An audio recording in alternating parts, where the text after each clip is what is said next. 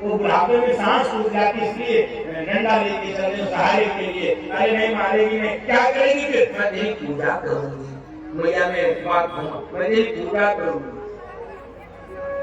और बंधु माताओं, भगवान सोचे मेरी पूजा होगी, पकड़ मैं आगे मैया ने डांटा। थोड़ा थोड़ा बच्चों को डांटना चाहिए, बहुत ज्यादा भी नहीं डांटना मारना चाहिए, नहीं तो बाद में बच्चा छुपाना पड़े, बच्चा गाया दूध चूल्हा पीता। लेकिन थोड़ा थोड़ा बच्चों को डांटना, फटकारना, समझाना और कभी दो चार लगाना पड़े तो हाँ, लेकिन बचपन में ही, बाद में लगाना चाहोगे तो फिर गड़बड़ हो जाएगा।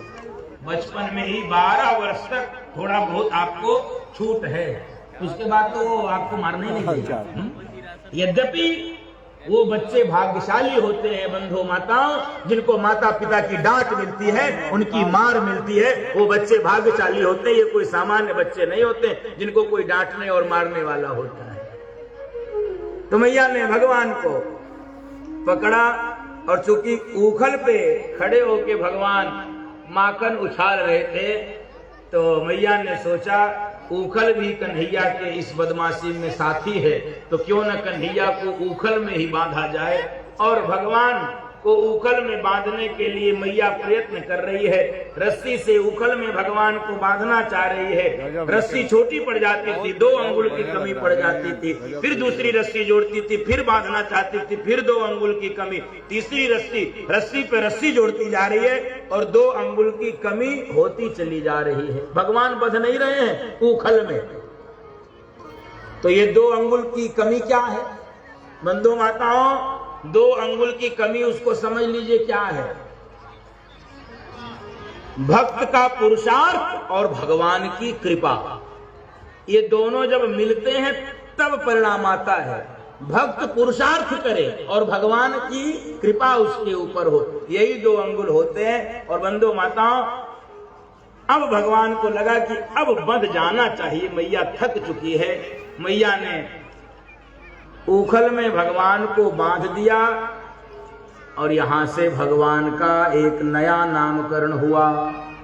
बोल दामोदर भगवान की जय। दामोदर, दामोदर यानी दाम माने रस्सी, दाम माने रस्सी, उदर यानी पेट। तो पेट को रस्सी से बांध दिया, नाम पड़ गया दामोदर। और बंधु माताओं, मैया तो घर के काम करने के लिए चली गई, त्योहार का समय चल ही रहा था, और भगवान ऊखल को अपने साथ खींचते खींचते आगे ले आए और पेड़ में फंसा दिए। 2 अर्जुन के वृक्ष बीच में खड़े थे, दोनों के बीच में ऊखल को अटका दिया, बड़ी तेज से झटका मारा और दोनों गिर गए। वृक्ष एकदम से धरती पे धड़ाम से गिर पड़े और 2 महापुरुष उसमें से प्रकट हो गए। परीक्षित जी ने कहा कि गुरुजी ये कौन थे? कहे सुनो, ये दोनों नल कुबर और मणिग्रीव नाम के कुबेर के बेटे थे। सरोवर में नग्न स्नान कर रहे थे। नारद जी ने इनको श्राप दे दिया, मना करने पर भी नहीं माने, श्राप दे दिया, जाओ तुम जड़ हो जाओ, तुम्हारी बुद्धि जड़ हो चुकी है तो तुम जड़ हो जाओ। और आज भगवान की कृपा से इनको वृक्ष योनि से मुक्ति मिली है। बोल भक्त वत्सल भगवान की जय। और दोनों ये मणिग्रीव और नलकुबर नामक कुबेर के 2 बेटे जब प्रकट हुए हैं तो दोनों ने भगवान की स्तुति गाई है। वाणी गुणानुकथने श्रवण हो कथायाम, हस्तौ च कर्म सुमनस्तव पादयोर्नः, स्मृत्यां शिरस्तव निवास जगत् प्रणामे, दृष्टि सतां दर्शनेस्तु भवत्तनूनाम्। हे प्रभु, ये वाणी आपके गुण गाती रहे और ये दोनों कान आपके कथामृत को सुनते रहे, ये हाथ सदा आपकी सेवा करते रहें और ये मन सदा आपका स्मरण करता रहे, आपके चरण कमलों में झुका रहे और ये आंखें सदा ही आपके रसिक भक्तों का दर्शन करें, सत्पुरुषों का दर्शन करें अथवा मंदिर में आपके विग्रह का दर्शन करें। और दोनों वृक्षों को टूटने की आवाज जब हुई तो नंद बाबा दौड़ के आए, देखे दोनों वृक्ष पूरे हुए हैं। और बंधु माताओं, नंद बाबा को लगा रोज कोई न कोई गोकुल में उत्पात हो रहा है, अब गोकुल को तो छोड़ के ही आना पड़ेगा। उपनंद बाबा से कहे किसी और स्थान पे हम सब चलें। तो उपनंद ने कहा कि वैसे तो ब्रज में कई सारे वन हैं, निधि वन, बेल वन, काम वन, ताल वन, मधुवन, लेकिन सबसे अच्छा स्थान हमको वृंदावन ही लगता है। बोलो वृंदावन धाम की जय। तो सबके बैलगाड़ियों पे सामान रखे गए और ब्रजवासी अब गोकुल को छोड़ के वृंदावन की ओर भगवान भी चल रहे। आइए हम सब भी चले वृंदावन, श्री वृंदावन धाम।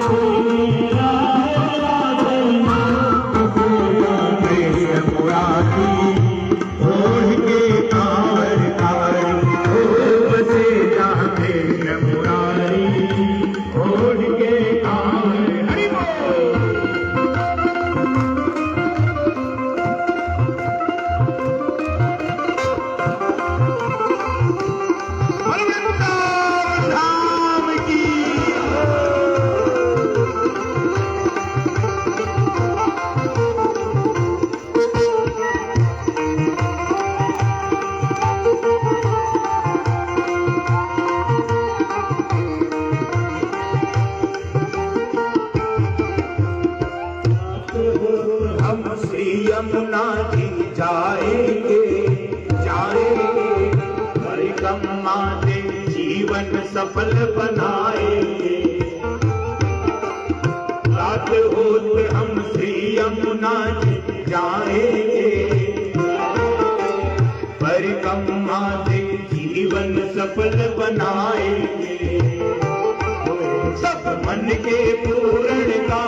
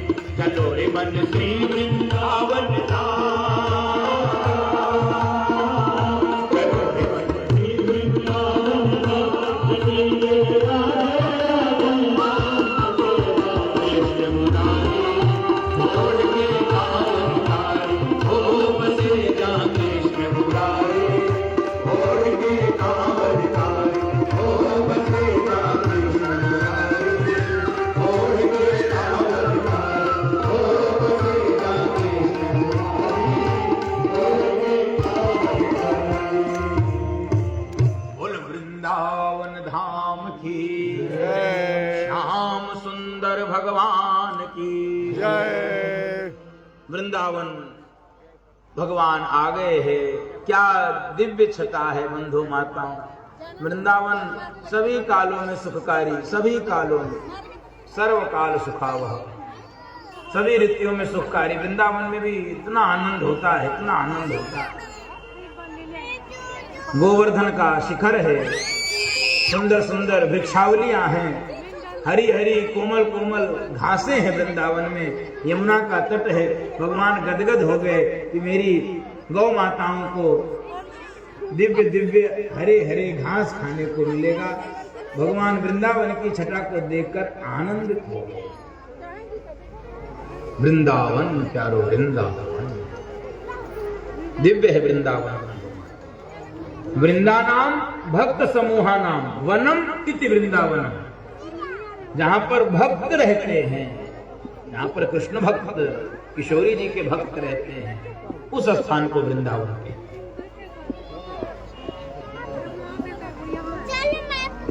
सुखदेव जी कहते हैं, राजन बलराम जी और भगवान कृष्ण दोनों खूब प्रसन्न हुए हैं वृंदावन में पहुंचकर। भगवान मैया के पास आए कि हम भी गाय चराने जाएंगे, हम भी गैया चराने जाएंगे। मैया ने कहा, अरे कनुआ, अभी तू अपने को तो संभाल नहीं सकता, तो गैया को कैसे संभालेगा। गैया मत संभाल, अभी गैया मत चराने जा, थोड़ा बड़ा हो जा तब तू गैया चराने को जाना। अभी क्या करें, अभी तो तू आसपास में ही छोटे छोटे बछड़ों को चराकर अभ्यास कर ले। तो बछड़ों को चराने के लिए भगवान को मैया ने अनुमति दे दी। और भगवान अब बछड़ों को चराने के लिए आए तो यहां भी कंस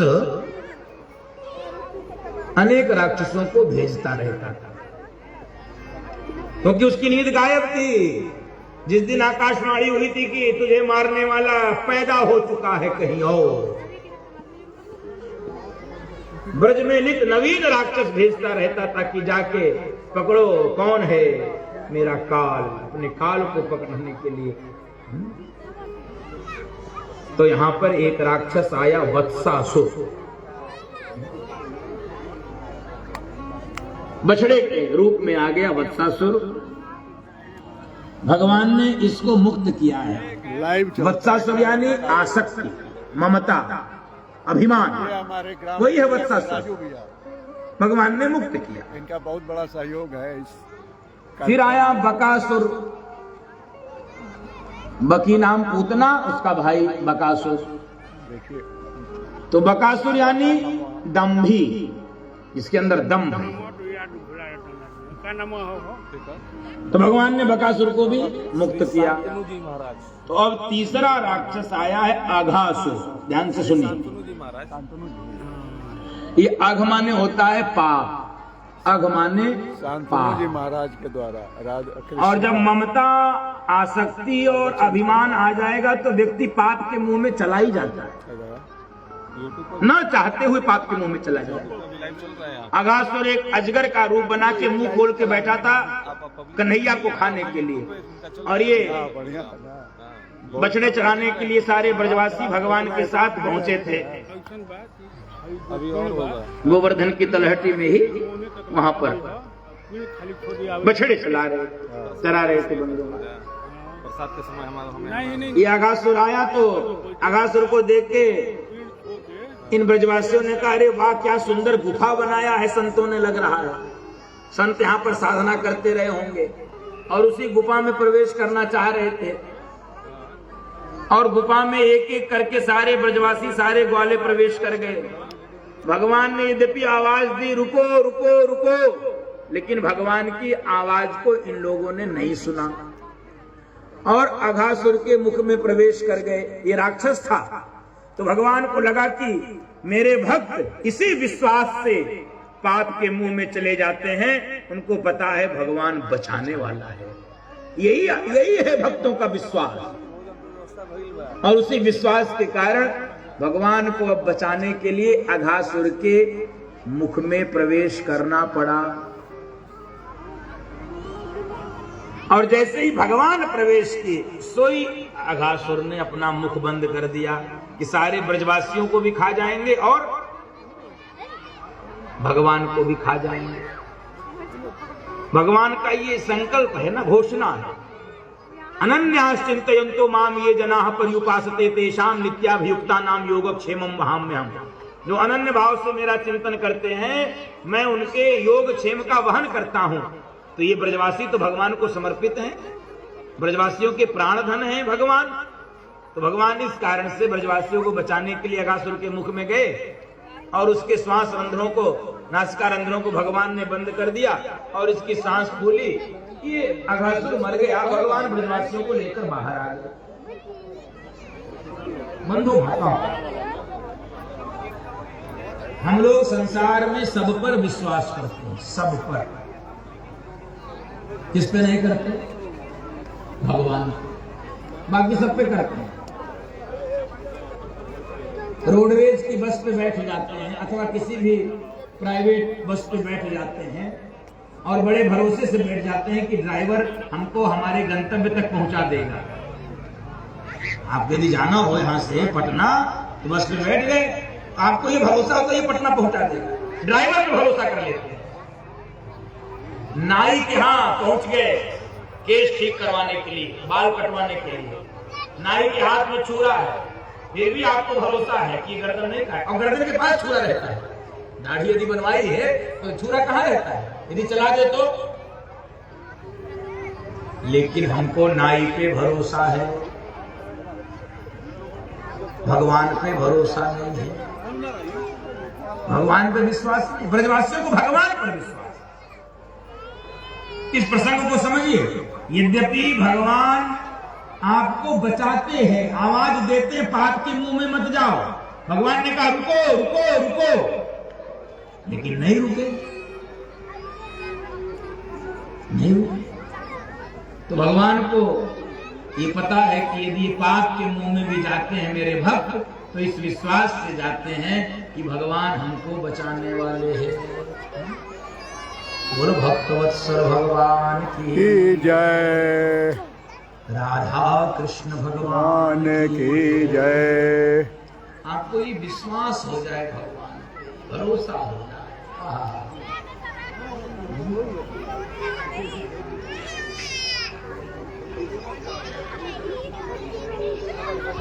विश्वासम फलदायकम, विश्वास से ही आपको फल मिलता है। इसलिए भगवान पर अटूट भरोसा। नमस्कार कौन भाई। भगवान जैसे आज ब्रजवासियों की रक्षा किए हैं वैसे ही आपकी भी रक्षा कर लेंगे। लेकिन उसके लिए जरूरी क्या है? उसके लिए जरूरी है आपके मन में विश्वास। विश्वास जरूरी है, विश्वास जरूरी तेरा साथ निभाएगा, तेरा साथ निभाएगा, विश्वास जरूरी है, विश्वास जरूरी है।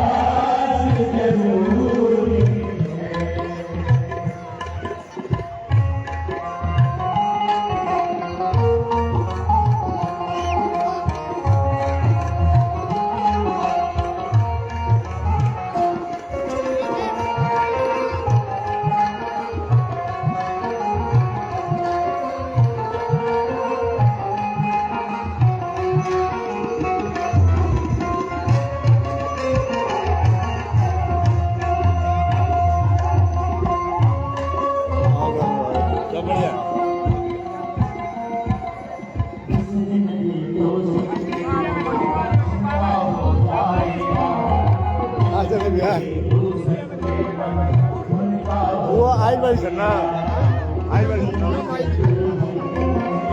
हाँ बारी वीडियो में ना सद पाएगा।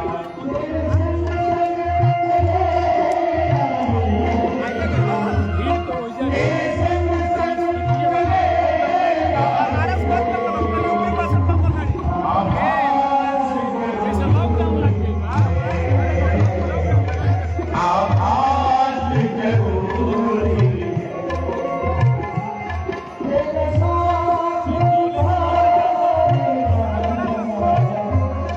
तेरा साथ निभाएगा।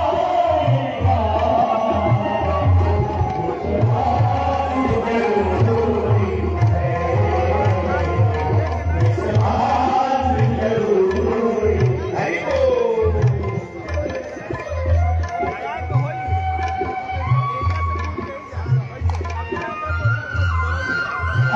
भगवान के ऊपर भरोसा